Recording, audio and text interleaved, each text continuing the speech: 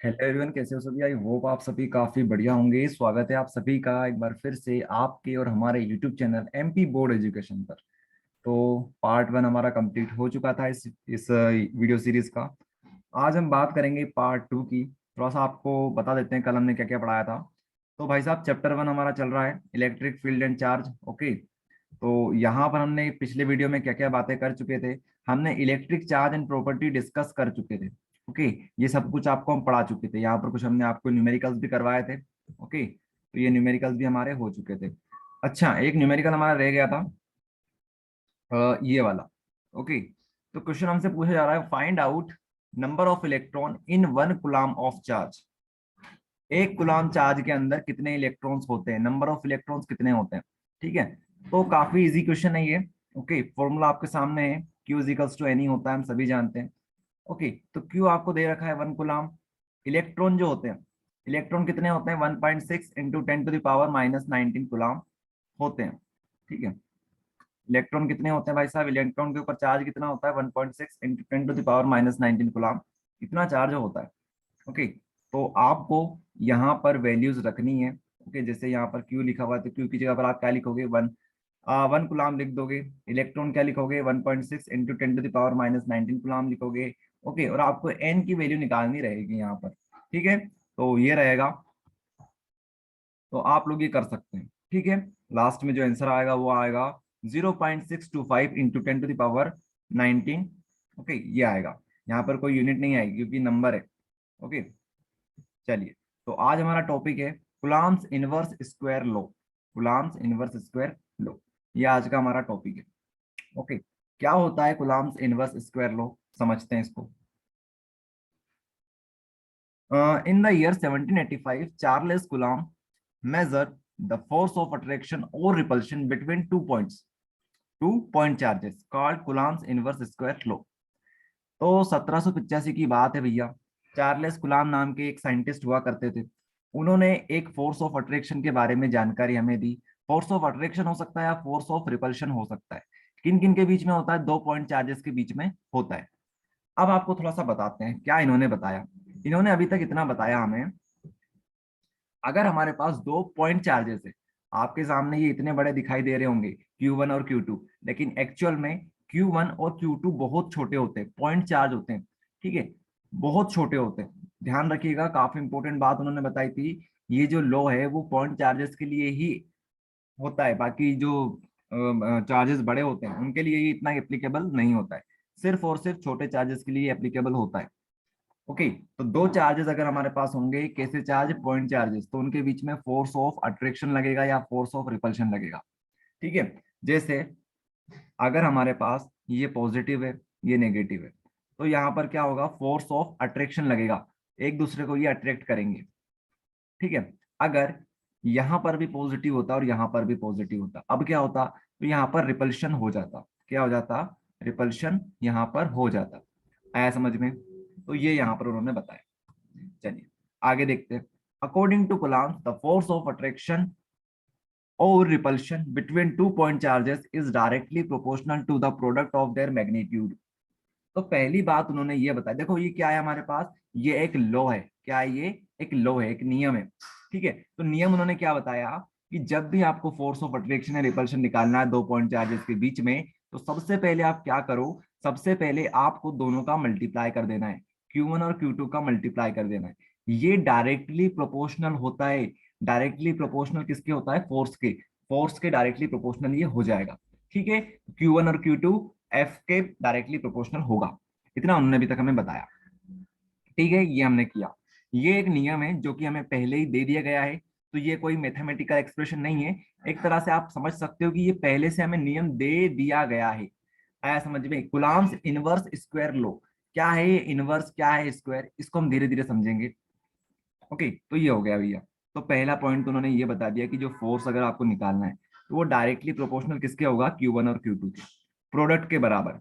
और मैग्नीट्यूड आपको लेना है, मतलब वैल्यूज लेनी है, Q की वैल्यू ले लीजिए और Q2 की वैल्यू ले लीजिए। डायरेक्शन से हमें अभी इस समय कोई मतलब नहीं है।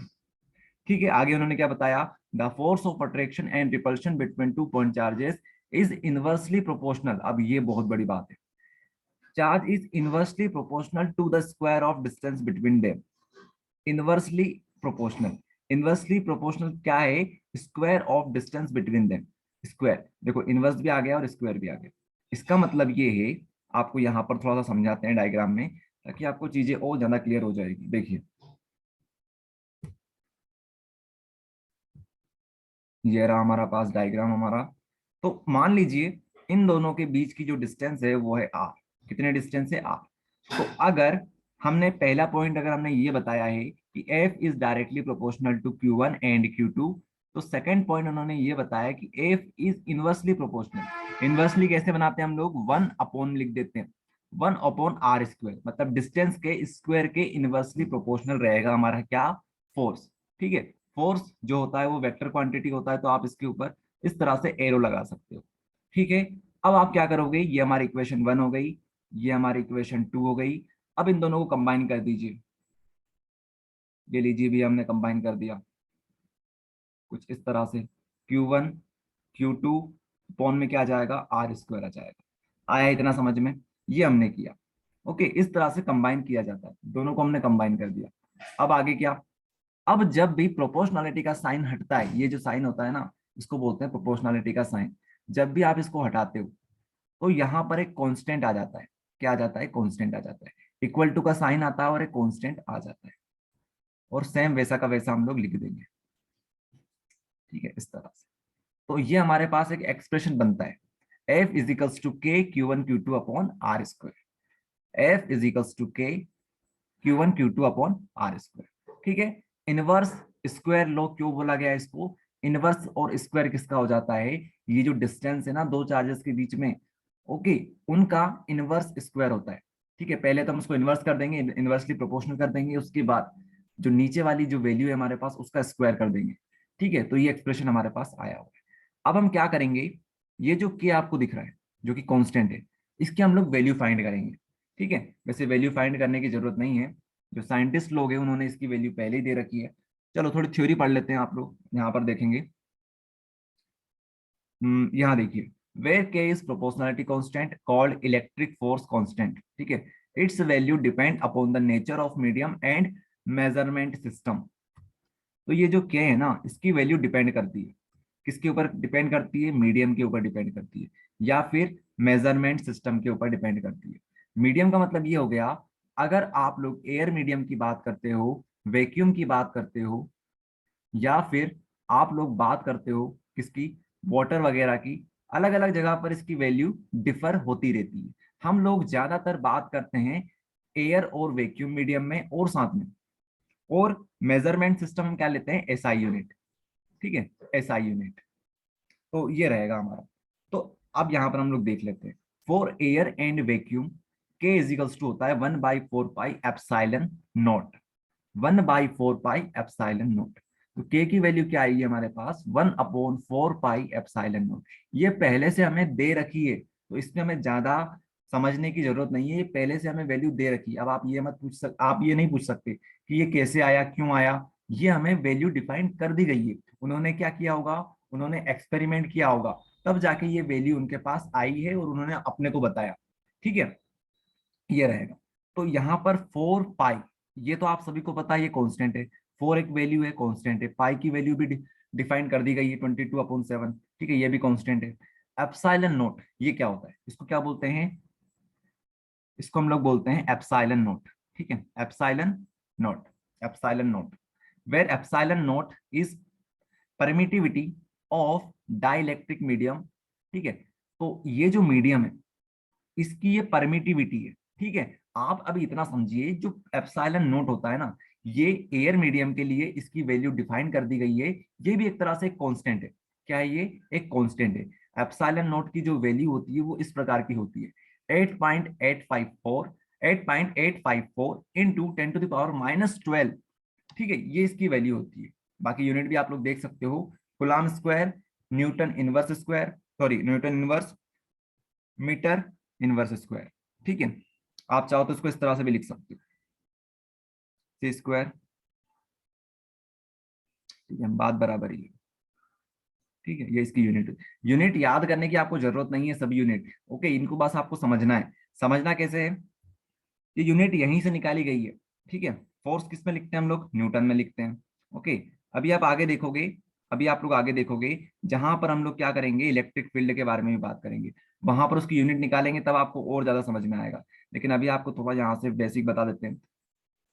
जो चार्ज होता है उसकी यूनिट क्या होती है, गुलाम होती है। ये जो चार्ज, इसकी यूनिट क्या होगी, गुलाम होगी, ठीक है। उसके बाद ये जो हमारे पास रेडियस होती है, ठीक है, रेडियस नहीं बोलेंगे, डिस्टेंस बोलेंगे, ठीक है। दो चार्जेस के बीच में जो डिस्टेंस होती है वो किस में लिखते हैं हम लोग, मीटर में लिखते हैं। तो मीटर का स्क्वायर कर देते हैं, यहाँ पर क्या हो जाएगा, यहाँ पर एक तरह से गुलाम का स्क्वायर हो जाएगा। तो बस इसी को अरेंज कर लो, आपको एप्सिलॉन चाहिए ना, तो इसको इधर ले जाओ, इसको इधर लेके आ जाओ, तो क्या बनेगा, सेंटीमीटर गुलाम स्क्वायर न्यूटन अपॉन में आ जाएगा, और मीटर भी अपॉन में आ जाएगा, ठीक है। तो ये जाएगा इस तरह से। आया सबको समझ में, इस तरह से आप यूनिट निकाल सकते हो। इसको याद करने की जरूरत नहीं है, आप लोग निकाल सकते हो इसे, ठीक है। नेक्स्ट है हमारे पास यूनिट चार्ज। क्या होता है यूनिट चार्ज, इसको समझते हैं। यूनिट चार्ज, यूनिट चार्ज काफी इंपॉर्टेंट है ये यूनिट चार्ज, 2 नंबर के लिए काफी इंपॉर्टेंट क्वेश्चन ये बन जाता है। Okay, if two charges of equal magnitude are placed 1 meter apart in air or vacuum, experience a force of repulsion of attraction of 1 Newton called unit charge। देखिए समझाते हैं आपको। If two charges of equal magnitude, मान लीजिए आपके पास दो charges हैं, एक को बोलते हैं Q1, एक को बोल देते हैं Q2। इनकी दोनों की वैल्यू जो है वो डिफाइन कर दी गई है, ठीक है। दोनों की वैल्यू अभी के लिए मान लेते हैं हम लोग 1, इसकी भी 1, ठीक है। कुछ भी मान सकते हो, दोनों की सेम होनी चाहिए। If two charges of equal magnitude are placed 1 metre apart, अब इन दोनों चार्जेस को कितनी दूरी पर रख दो, 1 मीटर की दूरी पर इनको रख दीजिए। इसको यहाँ पर रख दिया, इसको यहाँ पर रख दिया, इसके बीच की दूरी कितनी हो गई, 1 मीटर हो गई। कितनी हो गई, 1 मीटर। इन एयर और वैक्यूम मीडियम, कौन से मीडियम में, एयर या फिर वैक्यूम मीडियम में इनको रख दीजिए। Experience of force of repulsion, तो ये क्या करेंगे, या तो ये फोर्स ऑफ अट्रैक्शन करेंगे या फोर्स ऑफ रिपल्शन करेंगे। जो भी चार्ज इसका नेचर होगा उसके हिसाब से अट्रैक्शन या रिपल्शन शो करेंगे। अब हम मान लेते हैं कि ये जो फोर्स ऑफ अट्रैक्शन या रिपल्शन कर रहे हैं वो 1 न्यूटन का है। फोर्स यहाँ पर जो लग रहा होगा वो 1 न्यूटन का है। तो उस समय इन चार्जेस को हम लोग क्या बोलेंगे, इन चार्जेस को हम लोग यूनिट चार्ज बोलेंगे। क्या बोलेंगे, यूनिट चार्ज बोलेंगे। अभी आपको थोड़ा सा मुश्किल लग रहा होगा, लेकिन अब आपको समझाते हैं। ये कोई बड़ी चीज नहीं है, बहुत इजी है। देखो, एफ इजिकल्स टू क्या होता है, के Q1 Q2 अपॉन में क्या होता है, आर स्क्वायर होता है ये। तो अगर हम लोग ऐसा बोल दें, अगर हम लोग इस तरह से बोल देते हैं कि मान लीजिए जो फोर्स है वो 1 हो जाता है। कलर चेंज कर लेते हैं इसका, रेड कर लेते हैं। तो यहाँ पर अगर फोर्स हमारा 1 है, ओके, के तो हमारे पास कांस्टेंट है, के तो हमारे पास कांस्टेंट है, चलो ठीक है, उसको भी लिख लीजिए। अब Q1 और Q2 का मैग्नीट्यूड कितना हो गया, 1 हो गया, ठीक है। आर स्क्वायर कितना है हमारे पास, 1 है। ओके, तो इस समय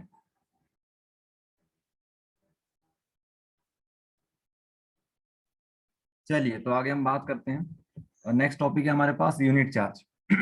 नेक्स्ट टॉपिक है हमारे पास यूनिट चार्ज।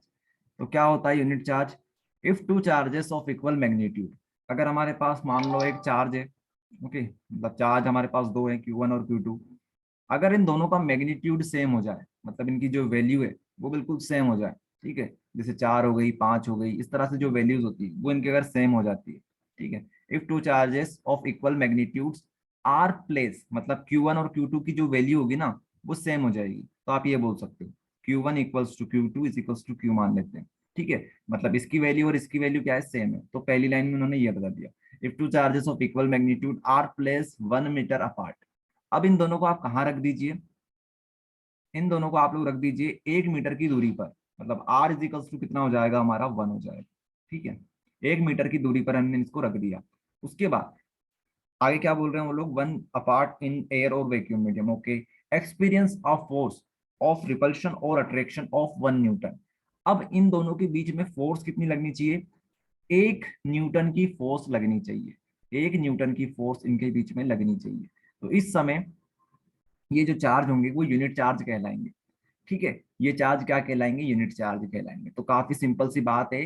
पहली बात, दोनों का मैग्नीट्यूड सेम होना चाहिए। उसके बाद दोनों के बीच की जो फोर्स ऑफ अट्रैक्शन या फोर्स ऑफ रिपल्शन है वो कितना होना चाहिए, 1 न्यूटन का होना चाहिए, ओके। और क्या बताया उन्होंने, 1 मीटर की दूरी पर रखे हुए होना चाहिए, बस ये कंडीशन है और क्या। तो मतलब सिंपल सी बात ये है, आप लोग यहाँ से और अच्छे से समझ पाओगे। यहाँ देखिए, यहाँ पर अभी हमने थोड़ी देर पहले डिस्कस किया था ना, यहाँ पर। तो अगर ये 1 हो जाए, ये 1 हो जाए, ओके, इन दोनों के बीच की दूरी हो गई 1, ये हो गया 1, और इन दोनों की वैल्यू अगर 1 हो जाए, ठीक है, इन दोनों को मिलाकर अगर हम 1 लिख दें, ठीक है, यहाँ पर स्क्वायर आ जाएगा, दोनों की वैल्यू अगर सेम होगी तो, और यहाँ पर क्या आ जाएगा, 1 आ जाएगा, ओके, 1 का स्क्वायर से कैंसिल हो जाएगा ये, तो क्यू की वैल्यू भी कितनी आएगी, 1 ही तो आएगी। तो इस तरह से आप समझ सकते हो। मतलब ये है सिंपल सा कहने का कि जो फोर्स है वो 1 न्यूटन का होना चाहिए, जो उनके बीच की दूरी है वो 1 मीटर की होनी चाहिए, ठीक है, इस तरह से आप समझ सकते हो। और चार्जेस का जो मैग्नीट्यूड होगा वो भी कितना होना चाहिए, वो भी सेम होना चाहिए, ठीक है, ये यूनिट चार्ज की कंडीशन होती है। नेक्स्ट टॉपिक है हमारे पास electric field and intensity of electric field. ये दो अलग अलग टॉपिक है। पहला टॉपिक है हमारे पास इलेक्ट्रिक फील्ड क्या होती है, दूसरा टॉपिक है हमारे पास इंटेंसिटी ऑफ इलेक्ट्रिक फील्ड क्या होती है। काफी सिंपल सा टॉपिक है, फटाफट इसे हम फिनिश कर लेंगे। Electric field, when an electric charge is placed in free space then, अगर एक चार्ज को आप लोग फ्री स्पेस में रख देते हो, फ्री स्पेस क्या होती है, कहीं पर भी रख देते हो, ठीक है, जहां पर अच्छी खासी जगह उसे मिल जाए, तो आप क्या बोलोगे, when an electric charge is placed in free space, okay भैया रख दिया फ्री स्पेस में, आगे क्या, the region around this charge up to which it shows its electrical influence is called electric field। तो इलेक्ट, अब जैसे ही आपने उसको रख दिया ना, जैसे ही आपने कहाँ पर रखा उसको, जैसे ही आपने एक फ्री स्पेस में उसको रख दिया, वो अपने अराउंड एक रीजन बना लेगा, ठीक है, अपने अराउंड क्या बना लेगा, एक रीजन बना लेगा, जहां तक वो अपनी इंफ्लुएंस फैलाएगा, अपना प्रभाव डालेगा, ठीक है, उस चार्ज की वजह से उस रीजन में जो भी उसका रीजन होगा ना, छोटा सा रीजन बनेगा, अगर आप छोटा सा चार्ज रखोगे तो, बड़ा चार्ज रखोगे तो बड़ा रीजन वो बनाएगा, तो उसमें वो क्या करेगा, अपनी इलेक्ट्रिकल प्रॉपर्टीज जो होगी, ठीक है, इलेक्ट्रिकल इन्फ्लुएंस जो होगा उसका, वो छोड़ेगा, वो प्रभाव डालेगा वहां पर। तो ये बात इन्होंने बताई। तो अगर आपको अभी तक समझ में नहीं आया तो एक बार और रिपीट कर देते हैं क्या हुआ यहाँ पर। देखिए, होता क्या है, थोड़ी देर के लिए चार्ज भूल जाओ, आप लोग मैग्नेट समझो। मैग्नेट आप सभी लोग जानते हो। अगर आप लोग एक बड़े से मैग्नेट को लेते हो, मैग्नेट आपको बड़ा लेना है, एक बड़ा मैग्नेट आप ले लेते हो, ठीक है, उसको आपने कहीं पर रख दिया, तो जैसे ही आपने उस मैग्नेट को रखा, आसपास की जितनी भी चीजें होंगी, जितनी भी चीजें होंगी जो कि मैग्निकल मैग्नेटिकल प्रॉपर्टी शो करती है, तो क्या होगा, उन सभी को वो अट्रैक्ट करेगा, ठीक है, जो भी मैग्नेटिक प्रॉपर्टी शो करते हैं ना, जो भी एलिमेंट्स, जो भी सब्सटेंस, उन सभी को वो अट्रैक्ट कर लेगा, ठीक है, जो भी मेटेलिक कैरेक्टर होंगे उन सभी को वो अट्रैक्ट कर लेगा, यही होता है। तो इसका मतलब ये हुआ कि जो मैग्नेट आपने रखा हुआ था, उसने एक रीजन बनाया होगा पहले, यहाँ पर समझो, इस तरह से समझाते हैं। यहाँ पर देखिए, तो मान लीजिए ये आपका एक मैग्नेट है, ये आपने मैग्नेट रखा, तो इसने एक अपने अराउंड क्या बनाया, एक रीजन बना लिया यहाँ तक का, कि भैया यहाँ तक जो भी चीज आएगी वो मेरे अंडर आने वाली है, सभी चीजों को मैं क्या कर लूंगा, अट्रैक्ट कर लूंगा, ये उसने सोचा होगा, ठीक है, तो इसके अराउंड जो भी चीजें आएगी वो इसको अट्रैक्ट कर लेगा, तो ये इसका क्या हो गया, रीजन हो गया। उसी तरह से ये चार्ज जो होता है वो अपने आसपास एक रीजन बना लेता है, क्या बना लेता है, रीजन बना लेता है, कि यहाँ पर जो भी चार्ज आएगा उसके ऊपर मैं फोर्स लगाऊंगा, या तो अट्रैक्शन फोर्स होगा या रिपल्शन फोर्स होगा। मान लो यहाँ पर एक कोई चार्ज आया जिसका मैग्नीट्यूड तो ठीक है सेम है, लेकिन जो डायरेक्शन है उसकी नेगेटिव है, तो क्या होगा, ये इसको अट्रैक्ट करेगा, क्या करेगा, इसको ये अट्रैक्ट करेगा, ठीक है, तो ये होता है। तो इलेक्ट्रिक फील्ड कुछ नहीं है, एक रीजन है जो किसके द्वारा बनाया जाता है, एक चार्ज के द्वारा बनाया जाता है, ठीक है। आप इसे देख नहीं सकते, आप इसे देख नहीं सकते, इलेक्ट्रिक फील्ड को आप देख नहीं सकते, ठीक है, इसको सिर्फ महसूस कर सकते हो, जैसे हवा होती है, हवा को कभी आप देख सकते हो क्या, सिर्फ महसूस कर सकते हो, ठीक है, तो ये होता है। वैसे इलेक्ट्रिक फील्ड को तो आप महसूस भी नहीं कर पाओगे। चलिए, तो ये हमको समझ में आ गया। नेक्स्ट आगे देखिए, द फोर्स ऑफ अट्रैक्शन और repulsion experience by a unit positive test charge inside the electric field of that charge called intensity of electric field. तो जो फोर्स एक छोटा सा चार्ज समझाते हैं यहाँ पर, मान लीजिए इसका एक रीजन था, ठीक है, ये इसकी इलेक्ट्रिक फील्ड थी, यहां पर मान लीजिए आपने एक छोटा सा चार्ज लेके आए, छोटा सा बारीक सा चार्ज लेके आ गए।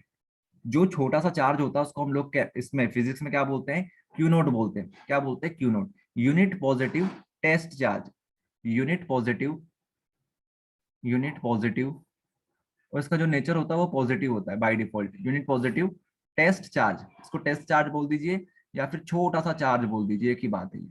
ठीक है, तो क्यू नोट क्या होता है, छोटा सा चार्ज होता है जो क्या काम करता है, बेचारे को कुछ नहीं करवाते ये लोग, बस जिसको चाहिए वो इसका यूज कर लेता है। ये क्या करता है, इसको हम लोग पूरी फिजिक्स में इसलिए यूज करेंगे ताकि इसको जहां पर भी हम रखेंगे इसके ऊपर बाय डिफॉल्ट पॉजिटिव चार्ज होता है। तो अगर ये पॉजिटिव होगा, अंदर वाला पॉजिटिव होगा, तो इसको क्या करेगा, ये रिपल करेगा। ये काम होता है बस क्यू नोट का। ओके, तो क्यू नोट सिर्फ रखने के लिए होता है, बाकी इसका रियल लाइफ में कोई यूज नहीं है। ओके, क्यू नोट चार्ज हमारा एक एजम्पशन है, छोटा सा चार्ज है जिसके ऊपर क्या है, पॉजिटिव नेचर इसका होता है। तो इसको हमने यहाँ पर रखा तो क्या होगा, फोर्स ऑफ रिपल्शन लगेगा। ठीक है, अगर यहाँ पर रख देते तो क्या लगता, यहाँ पर रखते तो क्या होता भाई साहब, ये अट्रैक्शन का फोर्स लगाता। ओके, तो जितना फोर्स इसके ऊपर लगाया जाएगा उसको हम लोग क्या बोलेंगे, उसको बोलेंगे इंटेंसिटी ऑफ इलेक्ट्रिक फील्ड। तो इलेक्ट्रिक फील्ड आपको समझ में आया, एक रीजन होता है, और इंटेंसिटी ऑफ इलेक्ट्रिक फील्ड क्या होता है, तो आप क्या बोलोगे, ये तो एक फोर्स होता है, किसके ऊपर लगाया जाता है, एक बारीक से, एक छोटे से बच्चे मतलब क्यू नोट के ऊपर लगाया जाता है। ठीक है, तो ये होता है इंटेंसिटी ऑफ इलेक्ट्रिक फील्ड। आया समझ में, इलेक्ट्रिक फील्ड एक रीजन हो गया, इंटेंसिटी ऑफ इलेक्ट्रिक फील्ड तो एक फोर्स है जो किसके ऊपर लगाया जाता है, क्यू नोट के ऊपर लगाया जाता है, मतलब छोटे से बारीक से चार्ज के ऊपर लगाया जाता है। ठीक है, ये बात होगी। चलिए, तो अब इंटेंसिटी ऑफ इलेक्ट्रिक फील्ड जो होती है उसको लिखने का तरीका क्या है, किससे डिनोट करते हैं, तो इसको इस तरह से लिखा जाता है। ये बन गई इलेक्ट्रिक फील्ड, ई मतलब इलेक्ट्रिक फील्ड। अब ये जो होती है वो क्या होती है, डायरेक्शन डिपेंडेंट होती है, तो इसके ऊपर हम लोग इस तरह से एरो लगा देते हैं। ठीक है, तो ये क्या बन गई, हमारी इंटेंसिटी ऑफ इलेक्ट्रिक फील्ड बन गई। ठीक है, तो आप क्या बोलोगे, इंटेंसिटी ऑफ इलेक्ट्रिक फील्ड क्या होती है, ये एक फोर्स होती है जो किसके ऊपर लगाई जाती है, एक छोटे से बच्चे के ऊपर मतलब क्यू नोट के ऊपर लगाई जाती है। ठीक है, तो ये इसका फॉर्मूला भी बन गया, काफी इंपॉर्टेंट फॉर्मूला ये। ओके, काफी ज्यादा इंपॉर्टेंट ये फॉर्मूला हो जाता है। ठीक है, E is equals to F by Q naught, F यहाँ पर फोर्स है, क्यू नोट एक हमारे पास टेस्ट चार्ज है जो कि यूनिट पॉजिटिव होता है। आया सभी को समझ में। चलिए, तो आगे बढ़ते हैं हम लोग। It's SI unit is Newton पर कूलम। ओके, तो सही बात है, अभी हमने देखा इंटेंसिटी ऑफ इलेक्ट्रिक फील्ड जो होता है उसकी जो यूनिट बनती है क्या बनेगी, ये देखिए, न्यूटन जो होता है भाई साहब, न्यूटन की यूनिट जो फोर्स होता है उसकी यूनिट होती है न्यूटन। ठीक है, उसके बाद जो हमारे पास चार्ज होता है, चार्ज की यूनिट क्या होती है, कुलाम होती है। तो न्यूटन पर कुलाम बोल दीजिए या फिर आप न्यूटन कुलाम इनवर्स आप लोग बोल सकते हो, दोनों एक ही बात है। ठीक है, ये हो जाएगा। उसके बाद डायमेंशनल फॉर्मूला हमको बनाना है, तो कैसे बनाएंगे वो देखिए आप लोग। तो इसको लिख लेते हैं यहाँ पर, E is equals to F by Q naught. ठीक है, इससे समझ में आएगा हमें।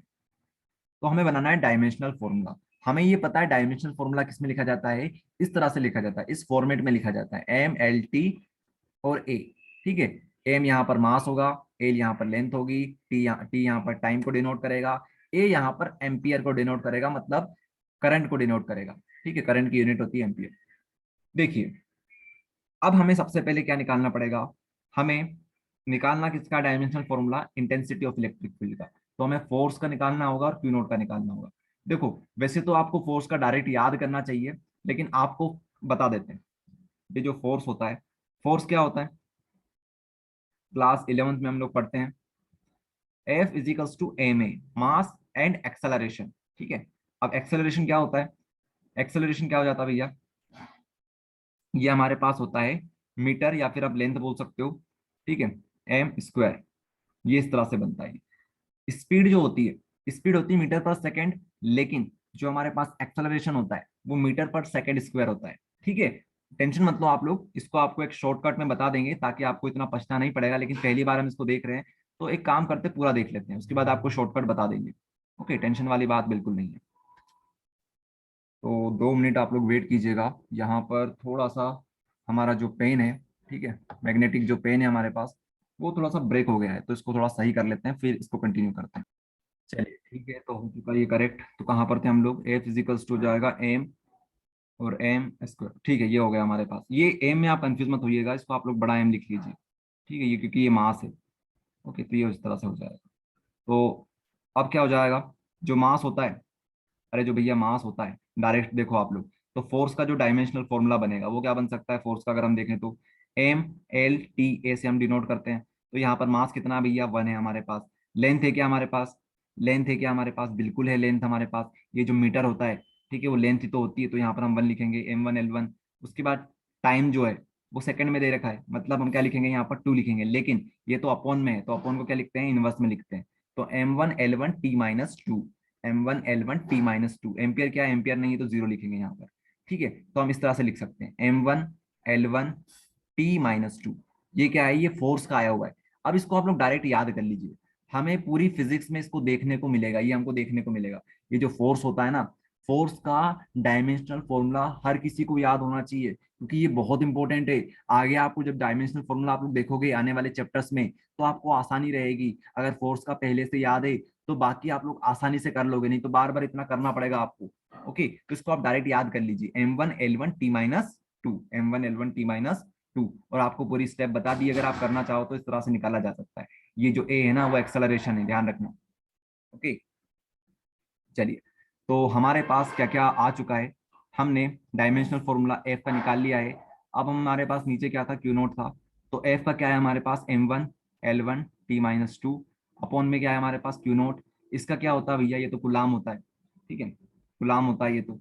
याद है आपको जब स्टार्टिंग में पार्ट 1 आपने देखा होगा, तो वहां पर आपको बताया था जो चार्ज होता है, जो चार्ज होता है क्यू होता है, वो क्या होता है, वो IT होता है। IT, आई यहाँ पर क्या है, ये हमारे पास होता है करंट, टी हमारे पास होता है टाइम।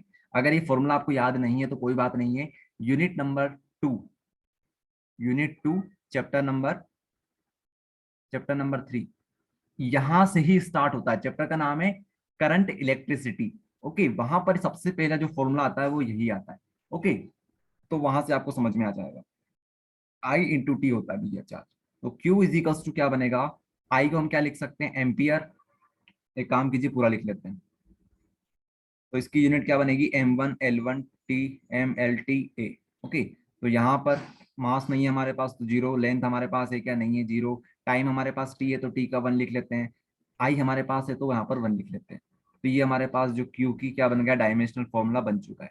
तो हमारे पास दोनों डायमेंशनल फॉर्मूला आ चुके हैं। तो यहाँ पर लिखेंगे MLT A। ओके, यहाँ पर 0, यहाँ पर 0, यहाँ पर T की पावर 1, एम्पेयर की power 1।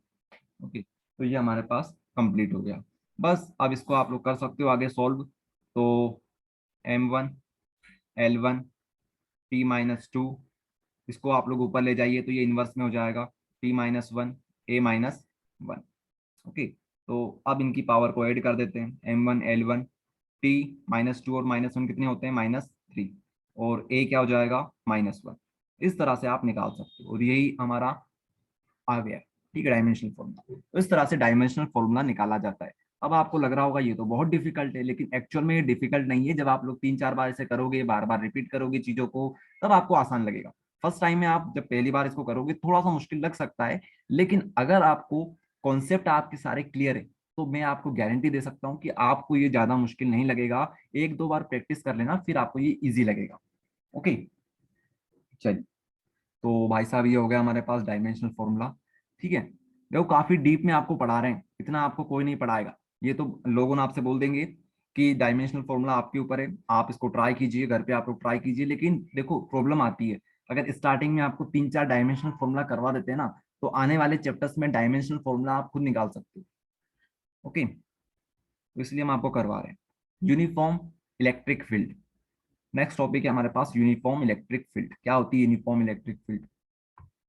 The electric field in which the intensity of electric field, the electric field in which the intensity of electric field and its direction remains same at every point is called uniform electric field. तो देखो, हमारे पास मान लीजिए ये एक हमारे पास electric field है। ठीक है, इलेक्ट्रिक फील्ड क्या होता है, एक रीजन होता है। ठीक है, एक रीजन होता है। तो अब हम बात कर रहे हैं इलेक्ट्रिक फील्ड, हमें समझ में आ गया, एक रीजन है हमारे पास, मान लीजिए हमारे पास एक रीजन है। अब इसमें क्या होगा, यहाँ पर इसकी इंटेंसिटी ऑफ इलेक्ट्रिक फील्ड अलग आएगी, यहाँ पर अलग आएगी, यहाँ पर अलग आएगी, सभी जगह अलग अलग आती है। लेकिन अगर ऐसा हो जाए कि सभी जगह पर इंटेंसिटी ऑफ इलेक्ट्रिक फील्ड और डायरेक्शन सभी क्या हो जाए, सेम हो जाए, सभी क्या हो जाए, सेम हो जाए। ओके, सभी क्या हो जाए, सेम हो जाए। मतलब यहां पर अगर आप लोग इंटेंसिटी निकालने जाओगे तो कितनी आएगी, मान लीजिए यहाँ पर क्या आ रही है, 12 आ रही है। यहाँ पर आपने निकालने गए तो यहाँ पर भी 12, यहाँ पर भी 12, यहाँ पर भी 12, यहाँ पर। तो इस तरह से आपको समझ में आया होगा कि जहां पर इलेक्ट्रिक फील्ड इंटेंसिटी सेम आ जाए, साथ में डायरेक्शन भी सेम आ जाए, तो उस समय हम उसे क्या बोलेंगे, उसे बोलेंगे uniform electric field. Uniform electric field, uniform का मतलब होता है पूरी तरह से अच्छी तरह से डिस्ट्रीब्यूट हो जाना, ठीक है, डिस्ट्रीब्यूटेड फॉर्म में यूनिफॉर्म। चलिए, तो देखिए दो प्रकार से हमें हमारे पास यूनिफॉर्म इलेक्ट्रिक फील्ड संभव है, एक वर्टिकल एक हॉरिजॉन्टल, ठीक है, वर्टिकल और हॉरिजॉन्टल। देखिए आप लोग यहाँ पर डायग्राम बने हुए हैं वर्टिकल और हॉरिजॉन्टल के। सबसे पहले बात करते हैं हम लोग हॉरिजॉन्टल की, तो इस तरह से आप लोग बना लीजिए, ठीक है, काफी सिंपल है बनाना। ये बन गई आपकी क्या, हॉरिजॉन्टल यूनिफॉर्म इलेक्ट्रिक फील्ड। आप कहीं पर भी निकालिए, यहाँ पर यहाँ पर यहाँ पर यहाँ पर, सभी जगह पर इलेक्ट्रिक फील्ड इंटेंसिटी क्या आएगी, सेम आएगी। उसी तरह से वर्टिकल में देख लीजिए, यहाँ पर यहाँ पर यहाँ पर, सभी जगह पर इलेक्ट्रिक फील्ड इंटेंसिटी सेम आएगी, और डायरेक्शन तो सभी की सेम है। इस डायरेक्शन में ये जा रहे हैं, इस डायरेक्शन में ये जा रहे हैं, ठीक है। तो इस तरह से हमारे पास ये टॉपिक हुआ फिनिश, यूनिफॉर्म इलेक्ट्रिक फील्ड हो चुका है हमारे पास फिनिश। आगे बढ़ते हैं। What are electric line of forces? What are electric line of forces? Next topic है हमारे पास। चलिए, तो देखिए इलेक्ट्रिक लाइंस ऑफ फोर्स क्या होता है, इसको आपको समझाते हैं। तो थ्योरी पढ़ लेते हैं थोड़ी सी।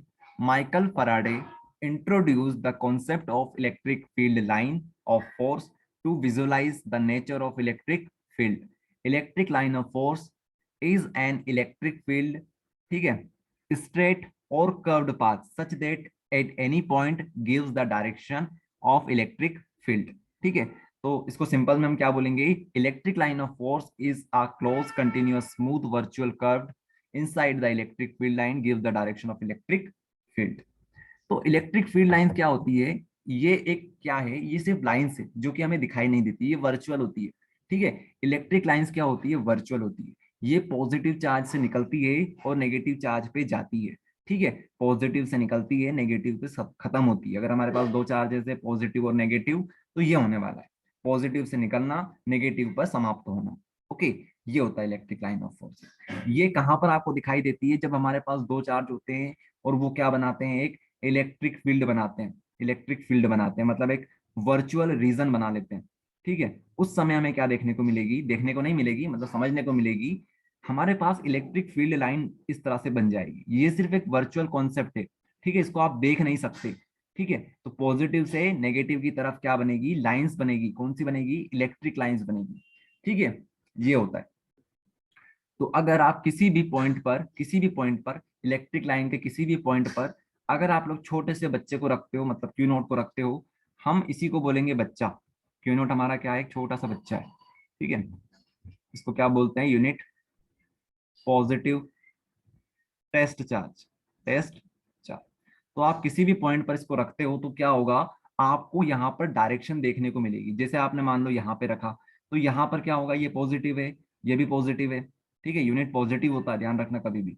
तो यहाँ पर क्या होगा, इस तरह से इसकी डायरेक्शन आपको देखने को मिलेगी, क्योंकि ये इसके ऊपर फोर्स लगाएगा, कौन सा, रिपल्शन वाला। जहां पर भी आप रखना चाहो वहां पर रखकर देख सकते हो। जैसे इसके रिस्पेक्ट में अगर हम लोग यहाँ पर देखें, क्यू नोट को रखकर देखें, तो क्या होगा, ये अट्रैक्शन फोर्स लगाएगा, मतलब आप समझ जाओगे कि डायरेक्शन किस तरफ जा रही है, वो इस तरह से इस तरफ जा रही है, ठीक है। तो ये रीजन होता है। तो ये बात होती है इलेक्ट्रिक फील्ड लाइंस की। तो कुछ नहीं है इलेक्ट्रिक फील्ड लाइंस, एक लाइंस होती है, वर्चुअल लाइंस होती है, जो कि आपको क्या दे देती है, ये आपको डायरेक्शन बता देती है। किसकी डायरेक्शन बताती है आपको, इलेक्ट्रिक फील्ड लाइंस जो होती है वो आपको इंटेंसिटी ऑफ इलेक्ट्रिक फील्ड की डायरेक्शन आपको बता देती है कि किस तरफ हमारी इलेक्ट्रिक लाइंस जाने वाली है। ओके, तो ये कॉन्सेप्ट होता है। बाकी इसकी प्रॉपर्टीज होती है वो एक एक करके हम लोग डिस्कस करेंगे। ओके, चलिए, तो ये जो आपके सामने दिख रहा है ये सेक्शन पूरा, इसमें इलेक्ट्रिक लाइन की प्रॉपर्टी दे रखी है, ठीक है। काफी सिंपल है, काफी सिंपल है, कोई इसमें मुश्किल नहीं है। ओके, एक एक करके डिस्कस करते हैं। Electric lines of force start from positive charge and end it to negative charge. तो समझ में आ गया होगा आपको, पॉजिटिव से स्टार्ट होती है, नेगेटिव पर ये खत्म हो जाती है, ठीक है। तो ये पहला पॉइंट हमारा हो गया। नेक्स्ट पॉइंट है हमारे पास, in case of single charge. मान लीजिए हमारे पास एक सिंगल चार्ज है, प्लस क्यू हमारे पास एक सिंगल चार्ज है, नेगेटिव चार्ज है ही नहीं हमारे पास, तो क्या होगा, in case of single charge the electric lines of force start from from charge. Charge से वो स्टार्ट होगी and end into infinity in case of positive charge. तो अगर हमारे पास पॉजिटिव चार्ज है तो यहाँ से इलेक्ट्रिक लाइंस निकलेगी और कहाँ पे फिनिश होगी, ये कहाँ पर जाके फिनिश होगी, ये फिनिश होगी कहाँ पर जाकर, ये इंफिनिटी पर जाकर फिनिश हो जाएगी। मतलब अनंत तक जाएगी ये, ठीक है, मतलब ये कभी भी फिनिश नहीं होगी, इस तरह से आप समझ सकते हो। लेकिन फिजिक्स में आप ऐसा नहीं बोल सकते कभी खत्म नहीं होगी। कहाँ पर खत्म होगी वो? इन्फिनिटी पर जाकर ये खत्म होगी। कहाँ पर जाके खत्म होगी? इन्फिनिटी पर जाकर ये खत्म होगी। मतलब पॉजिटिव चार्ज हमेशा इलेक्ट्रिक लाइंस को निकालता है अपने अंदर से। ओके, अब नेगेटिव के केस में क्या होगा? उल्टा हो जाएगा। ठीक है, थर्ड पॉइंट आप लोग पढ़ोगे, इन case of negative charge electric lines of force start from infinity. Electric lines of force infinity से आएगी और खत्म कहाँ पे होगी? नेगेटिव चार्ज पे खत्म हो जाएगी। ठीक है, इन्फिनिटी से आ रही है, खत्म कहाँ पे होगी? नेगेटिव चार्ज पर ये खत्म हो जाएगी। ठीक है, तो फर्स्ट क्लियर हो गया, सेकंड क्लियर हो गया, थर्ड आपको क्लियर हो गया। फोर्थ पॉइंट देखते हैं। Electric lines of force behave like a straight stretch elastic string. इसको आपको समझाते हैं। अब इसको आप लोग थोड़ा सा वेट कीजिए, इससे पहले हम लोग फिफ्थ और सिक्स देख लेते हैं, फिर आपको इसको समझाते हैं। Two lines of force never intersect each other, that's why like charges ripple. दो इलेक्ट्रिक लाइन्स ऑफ फोर्स कभी भी एक दूसरे को इंटरसेक्ट नहीं करती है। यहां पर देखिए, दो इलेक्ट्रिक लाइन्स ऑफ फोर्स कभी भी एक दूसरे को इंटरसेक्ट नहीं करती है। ये देखिए, ये दो लाइन है, मान लीजिए लाइन 1 है हमारे पास, ये लाइन 2 है, ये लाइन 3 है, ये लाइन 4 है, ये 5 है। तो देखो, कोई सी भी आपस में टकरा रही है क्या? इंटरसेक्ट कर रही है क्या? नहीं। तो कभी भी इलेक्ट्रिक लाइंस कभी भी इंटरसेक्ट नहीं करती है। ओके, ध्यान रखिएगा, बहुत इंपॉर्टेंट नियम है ये, ऑब्जेक्टिव में आपसे पूछा जा सकता है। ओके, चलिए, उसके बाद ये हो गया हमारा कंप्लीट। अच्छा, ये तो बचा हुआ है हमारा, इसको देखिए आप लोग, ये अब कंप्लीट करवा दिया आपको। उसके बाद 6 पॉइंट है, the electric lines of force do not pass through the conductor, this shows that the electric field inside a conductor is zero. अगर आप लोग कंडक्टर की बात करते हो, कंडक्टर की बात करते हो, the electric lines of force do not pass through the conductor, conductor के अंदर इलेक्ट्रिक लाइन्स ऑफ फोर्स कभी भी पास नहीं होती है। इसका मतलब है कि कंडक्टर के अंदर electric lines electric field intensity कितनी होती है? जीरो होती है।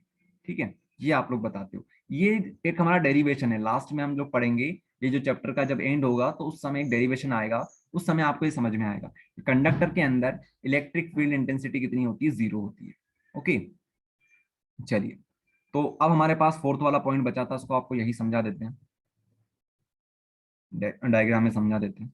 देखिए, इलेक्ट्रिक लाइंस क्या होती है? एक वायर की तरह होती है, स्ट्रेचिंग वायर की तरह होती है। ऐसा नहीं है कि इसकी लेंथ बराबर होती है, ये कितनी ही दूर तक जा सकती है, कितनी ही दूर तक जा सकती है, डिपेंड करता है।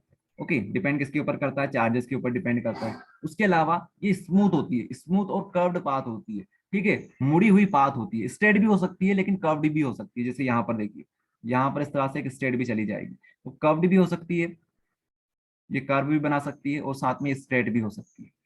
ठीक है, ये एक वायर की तरह होती है। ठीक है, तो ये बात है, फोर्थ वाले पॉइंट में आपसे ये बताया जा रहा है। ठीक है, सारी चीजें आपको क्लियर हो गई। ओके, चलिए, तो यहाँ से अगर कोई ऐसा स्टूडेंट है जो एग्जाम के टाइम इस वीडियो को देख रहा है, तो यहाँ से आप लोग 4 पॉइंट 3 पॉइंट कर सकते हो, क्योंकि 2 नंबर 3 नंबर में यहाँ से क्वेश्चन आएगा। तो 2 नंबर में आए तो 2 पॉइंट लिख देना, 3 नंबर में आए तो 3 पॉइंट लिख देना। ओके, क्योंकि इस चैप्टर की जो ब्लू है वो 2 या 3 नंबर की, 2 नंबर का क्वेश्चन आएगा, 3 नंबर का क्वेश्चन आएगा। चलिए, नेक्स्ट है हमारे पास इलेक्ट्रिक डाइपोल। भाई साहब, क्या होता है इलेक्ट्रिक डाइपोल? इसके ऊपर हम लोग बात करेंगे। इलेक्ट्रिक डाइपोल, डाई का मतलब क्या होता है? जैसे आपने सुना होगा, डाई, ट्राई, टेट्रा। ठीक है, डाई, ट्राई, टेट्रा। ठीक है, डाई क्या होता है, ट्राई क्या होता है, टेट्रा क्या होता है, इसके ऊपर बात करते हैं। डाई का मतलब होता है 2, ट्राई का मतलब होता है 3, टेट्रा का मतलब होता है 4। ठीक है, तो यहाँ पर क्या है? डाइपोल, मतलब दो हमारे पास पोल हो जाएंगे, दो हमारे पास पोल रहेंगे, एक पोल ये, एक पोल ये, तो इसको क्या बोलेंगे? डाइपोल बोलेंगे। ओके, कुछ और कंडीशन है इसकी, उसको देखते हैं। A system of charges, a system of charges equal in magnitude, equal in magnitude, equal in magnitude, मतलब हमारे पास दो चार्जेस होंगे, Q और Q, दोनों की मैग्नीट्यूड क्या होगा? सेम होगा। मतलब ये Q1 और Q2 जो होंगे वो दोनों बराबर होंगे, तो हम डायरेक्ट Q और Q बोल सकते हैं। दोनों को Q बोल सकते हैं क्या? क्योंकि दोनों की मैग्नीट्यूड तो सेम है। ओके, दोनों का मैग्नीट्यूड सेम है, तो इसको भी Q बोल दीजिए, इसको भी Q बोल दीजिए। ठीक है, and opposite in A nature, अब इन दोनों का नेचर जो होगा वो अपोजिट होगा, अगर ये प्लस है तो ये माइनस है। ठीक है, इस तरह से आपको समझना रहेगा, एक पॉजिटिव रहेगा, एक नेगेटिव रहेगा, ये इसका नेचर रहेगा। Okay, which are place very close to each other, अब दोनों चार्जेस को आप बिल्कुल पास पास रख दीजिए, बिल्कुल पास पास रख दीजिए। ठीक है, एक्चुअल में तो ये बहुत पास होते हैं, लेकिन अब इतना छोटा बनाएंगे तो डेरी मतलब डायग्राम अच्छे से नहीं बन पाएगा, तो हमने इसको थोड़ा सा बड़ा बनाया है। लेकिन ध्यान रखना ये जो डिस्टेंस डी है, इन दोनों के बीच की जो डिस्टेंस डी है, ये बहुत छोटी होती है, बहुत छोटी होती है, ध्यान रखिएगा, ठीक है। ये बहुत इंपॉर्टेंट बात है, इन दोनों के बीच की जो डिस्टेंस होती है वो बहुत छोटी होती है। ओके, चलिए, तो मान लीजिए ये हमारे पास दो चार्जेस हैं इलेक्ट्रिक डाइपोल के, क्यू और क्यू, दो चार्ज हमारे पास है, दोनों का मैग्नीट्यूड सेम है। ये मान लीजिए एक सेंटर है, ये इन दोनों के बीच का सेंटर है। ध्यान रखना बहुत छोटी डिस्टेंस है, लेकिन फिर भी हमने सेंटर बना दिया, ठीक है। ये दोनों के बीच का सेंटर है। मान लो यहाँ से यहाँ तक की लेंथ कितनी है, एल है, तो यहाँ से यहाँ तक की लेंथ भी कितनी होगी, एल होगी, क्योंकि हमने सेंटर मान रखा है इसको, ठीक है। तो ये एल हो गई हमारे पास, ये भी एल हो गई। तो हम क्या बोल सकते हैं, दोनों के बीच की जो दूरी होगी वो क्या बनेगी, 2l बनेगी। हम जानबूझ के ये कर रहे हैं, इसको भी एल मान लिया, इसको भी एल मान लिया, ताकि ये हमारे पास 2l बन गया। वो 12 नहीं है, ये 2l है, 2l। ओके, तो 2l हमारी डिस्टेंस हो जाती है। ध्यान रखिएगा, l यहाँ पर क्या है, l यहाँ पर डिस्टेंस है, कहां से लेकर कहां तक की, एक चार्ज से लेकर सेंटर तक की। लेकिन जो 2l है, 2l जो है हमारे पास, वो दो चार्जेस के बीच की डिस्टेंस है, ठीक है। हमने जानबूझकर यहाँ पर 2l लिया है, क्योंकि आने वाले समय में, मतलब कि जब डेरिवेशन हम लोग करेंगे, वहां पर हमें इन एल की जरूरत पड़ेगी, ये एल की भी जरूरत पड़ेगी, ये एल की भी जरूरत पड़ेगी, इसलिए हमने इनको अलग अलग लिख दिया, ताकि बाद में हम इसको कंबाइन कर दें। तो ठीक है, तो ये चीज है, आया समझ में। तो आपको ध्यान रखना है, ये जो इसके बीच की जो दूरी है वो काफी छोटी होती है। आया समझ में। तो आप क्या बोलोगे, what is electric dipole, a system of charges equal in magnitude and opposite in direction which are placed very close to each other, this is called electric dipole। Okay, चलिए, तो आगे हम बात करते हैं। वैसे तो ये कोई ज्यादा इंपॉर्टेंट नहीं है, लेकिन फिर भी थोड़ा सा बता देते हैं आपको, खासकर ये तो कोई इंपॉर्टेंट नहीं है। इफेक्टिव लेंथ क्या होती है, इफेक्टिव लेंथ, ये जो 12 हम लोग बात कर रहे थे, दो चार्जेस के बीच की जो दूरी होती है वो होती है इफेक्टिव लेंथ, ठीक है। इसको हम लोग बोलते हैं 12 को क्या बोलेंगे हम लोग, इफेक्टिव लेंथ बोल सकते हैं, लेकिन 12 जहां तक लोग 12 ही बोलते हैं इसको, ठीक है। आप चाहो तो इफेक्टिव लेंथ भी बोल सकते हो। उसके बाद ये थोड़ा सा इंपॉर्टेंट है, electric dipole movement, electric dipole movement. तो अगर आप लोग चार्ज का मल्टीप्लाई उसकी इफेक्टिव लेंथ से कर देते हो, तो इसको हम लोग क्या बोलते हैं, इसको हम लोग बोलते हैं इलेक्ट्रिक डाइपोल मूवमेंट। ये कांस्टेंट क्वांटिटी बन जाती है, मतलब एक डिपेंडेंट क्वांटिटी बन जाती है, ऐसा बोल सकते हो आप। क्यू इंटू 2l क्या होता है हमारे पास, इलेक्ट्रिक डाइपोल होता है। क्या होता है, इलेक्ट्रिक डाइपोल मूवमेंट होता है, इलेक्ट्रिक डाइपोल मूवमेंट, ठीक है। तो अगर आपसे पूछे इलेक्ट्रिक डाइपोल क्या होता है, तो बता दीजिएगा पहले वाला। अगर आपसे पूछे इलेक्ट्रिक डाइपोल मूवमेंट क्या होता है, तो आप बोलिएगा इसको पी से हम लोग डिनोट करते हैं। ये कुछ नहीं है, ये प्रोडक्ट है किस किस का, एक चार्ज ले लीजिए, एक चार्ज ले लीजिए, और उसके बीच की दूरी ले लीजिए। दूरी कितनी होती है, 2l होती है, बस ये बात हो जाती है। ओके, तो अगर आप इसका मल्टीप्लाई करके देखोगे तो क्या आएगा, 2ql हमारे पास बनेगा, और यही हमारे पास इलेक्ट्रिक डाइपोल मूवमेंट होता है। ध्यान रखना, जब हम डेरिवेशन करेंगे एक्सियल और कोएक्सियल का, तब हम आपसे पूछेंगे कि बताओ इलेक्ट्रिक डाइपोल मूवमेंट क्या होता है, तो आपको पता होना चाहिए P is equals to 2ql, P is equals to 2ql। ध्यान रखना, कल जब हम डेरिवेशन करेंगे तब आपसे पूछेंगे, ठीक है। तो आप सभी को पता होना चाहिए कि इलेक्ट्रिक डाइपोल मूवमेंट क्या होता है, ध्यान रखिएगा।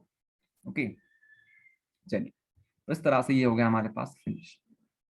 तो आगे हम लोग कंटिन्यू करेंगे कल, तब तक के लिए पढ़ाई करें। All the very best.